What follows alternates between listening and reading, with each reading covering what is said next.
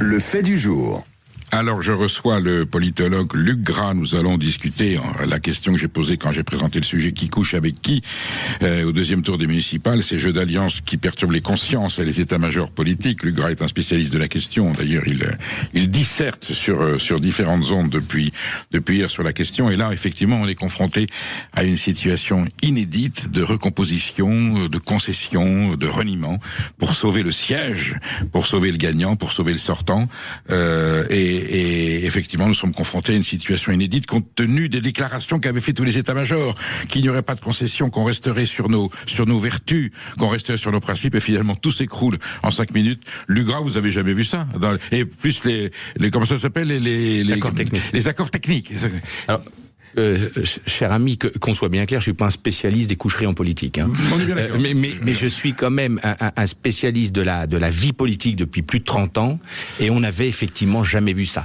Il y a aujourd'hui, je parle du lieu où je m'exprime, c'est-à-dire un défenseur de la démocratie, quelque chose de très dangereux pour notre pays, que sont les accords techniques.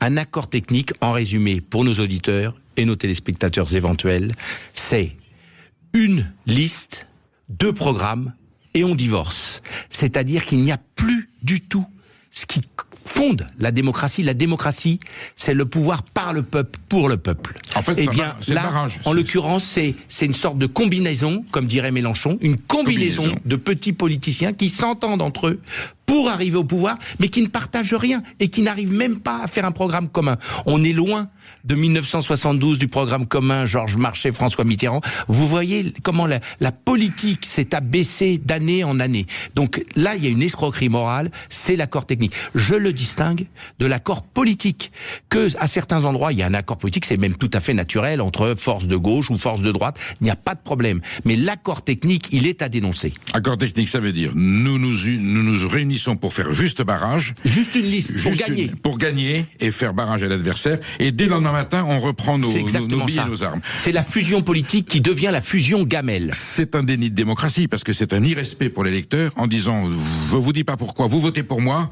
mais dès lundi matin, je reprends mes prérogatives et mes droits, et je ne vous ai rien promis, je ne propose rien, et ça n'aboutira à rien.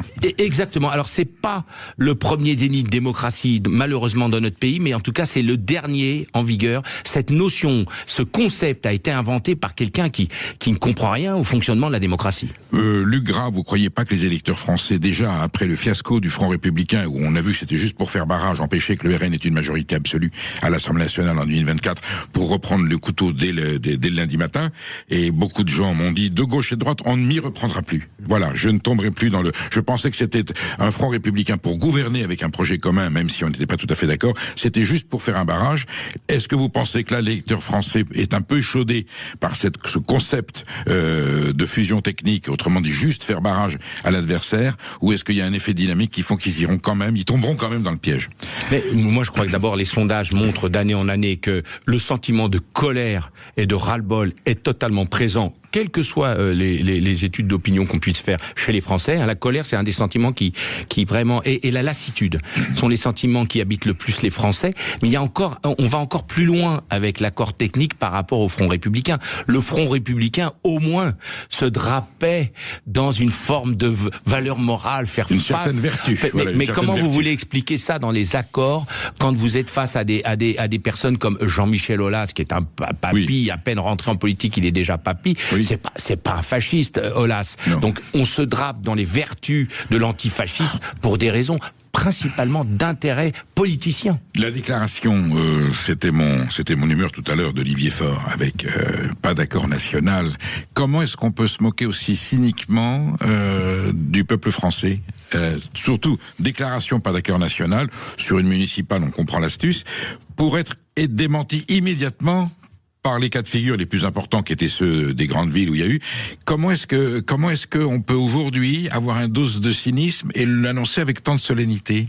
Alors, je vais vous prendre à revers pour bientôt vous rejoindre. C'est que Olivier Faure avait pas fait un mauvais parcours depuis la dissolution catastrophique de 2024. Il avait réussi à sauver les meubles du Parti socialiste en vendant son âme, mais il avait réussi à sauver. C'est vrai, 68 sièges. Bon. Il a quand même sauvé 68 sièges. Et il veut encore 69 les sauver. Même. Et il veut encore les sauver. Mais là, la comparaison est tellement sévère quand on voit les discours d'avant et les discours d'après, Johanna Roland, etc., qui sont tous sur les réseaux sociaux, etc., etc. Je crois qu'il est plus digne d'être. Et vous voyez que c'est pas du tout partisan, c'est pas mon rôle, mais il est digne d'être comme Grégoire ou Payan, de dire pas d'alliance avec ceux qui ont flirté, qu'on le veuille ou non, avec des idées nauséabondes, et au moins de prendre position. Donc, ce qui est acceptable en démocratie, c'est soit vous faites une alliance, elle est sur un texte, soit vous ne faites pas d'alliance au nom de principes et de valeurs, comme l'a fait Grégoire à Paris.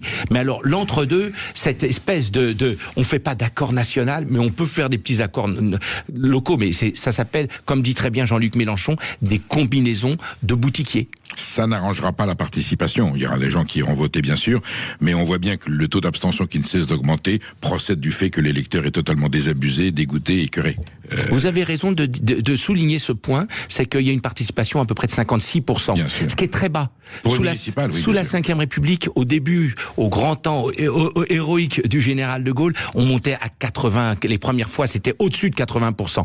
Puis au fur et à mesure des années, on a fait 70%, 60%, on est à 56%, exception faite de 2020, la dernière fois, où c'était encore plus faible, puisqu'il y avait l'histoire du Covid. Mais en tout cas, effectivement, cette élection, qui est la première dans le cœur des Français, même elle, ne réunit aujourd'hui plus qu'un Français sur deux. Je me souviens, j'avais 18 ans en 1977, il y avait eu un raz-de-marée de gauche au municipal, et il y avait une participation de 84 ou 85%. Luc Gras, deux petits coups de théâtre qui viennent de surgir dans l'actualité. Monsieur Delogu se retire.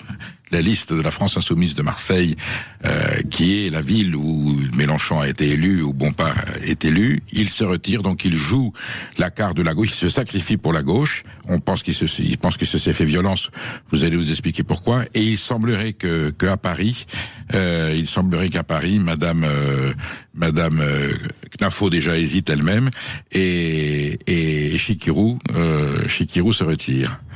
Dans cet océan de petites combinaisons, sont pas des mauvaises informations, au sens où les deux socialistes qui ont quand même un peu de tenue en décidant de ne pas s'allier avec LFI pour des raisons notamment de déclaration et notamment courageux.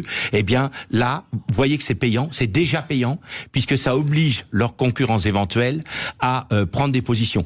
À Marseille, le cas est particulier par rapport à Paris. À Marseille, c'est Alizio, qui est aujourd'hui candidat du RN. Oui. Donc le discours antifasciste tient plus la route que contre Rachida Dati ou contre M. Douma ou contre M. Aulas. C'est un ancien républicain. Il est au RN ou il n'est pas au RN? Donc il fait un moment, il faut assumer. Voilà. Hein, on va pas dire, vous savez, Gérard Longuet était ordre nouveau au début de sa vie, Madeleine, etc. Ils ont fini centristes avec Léotard. Donc il y a un moment, ce qui compte, c'est le présent. Et dans la vie, de toute manière, c'est le présent qui compte. Donc concrètement, Delogu, il avait beaucoup à perdre parce que Payan, il est dans une dynamique anti-RN, parce que c'est un combat d'années qu'il mène. Et donc, il allait gagner. Et donc, qu'est-ce qu'il allait faire, Delogu? Il allait être patron d'un groupuscule à Marseille qu'il aurait eu du mal lui-même à animer parce qu'il n'a pas d'expérience. Au risque de perdre. Au risque de perdre des voix, parce que évidemment qu'une partie des électeurs de Delogu du premier tour, dans le front antifasciste, aurait rejoint Payan. Et Payan va être élu, et au moins, il va être élu dans la clarté. Bon, à Paris, c'est pas exactement la même chose. On a une figure qui se veut nationale, qui est Knafo. Elle aurait pris beaucoup de risques toute sa vie. On lui dise, vous avez fait perdre la droite à Paris. Donc c'est pas encore officiel, mais elle devrait, en toute logique, en cohérence, dire, je ferai tout pour faire gagner la droite et je ne ferai rien pour l'affaiblir, et donc il est logique qu'elle se retire. Elle est dans une dimension nationale, elle n'insulte pas l'avenir, et évidemment que ça va renforcer Rachida Dati, mais ça va quand même être difficile parce que Grégoire, il est passé 32 à 38% dans les résultats, dans les urnes, donc il est dans une dynamique, et n'oubliez jamais, cher Perico, que en politique, la dynamique est essentielle. Et Madame Chikirou, là-dedans, quel rôle? Madame Chikirou, elle est dans une vision nationale, donc elle n'est pas du tout comme Delogu. Delogu, c'est un candidat à Marseille, pour Marseille. Madame Chikirou, elle a des velléités beaucoup plus nationales, et donc elle essaye de prendre des prises. Pourquoi? Pour pouvoir demain s'opposer au maire de Paris, quel qu'il soit. Merci Luc Gras de nous avoir éclairé sur ces enjeux politiques, sur ces mauvaises alliances et ces accords techniques. Je pense qu'on aura l'occasion de vous solliciter pour décrypter les résultats du deuxième tour. Merci d'avoir été avec nous. Dans un instant, juste après nos perles, nous allons nous demander quelle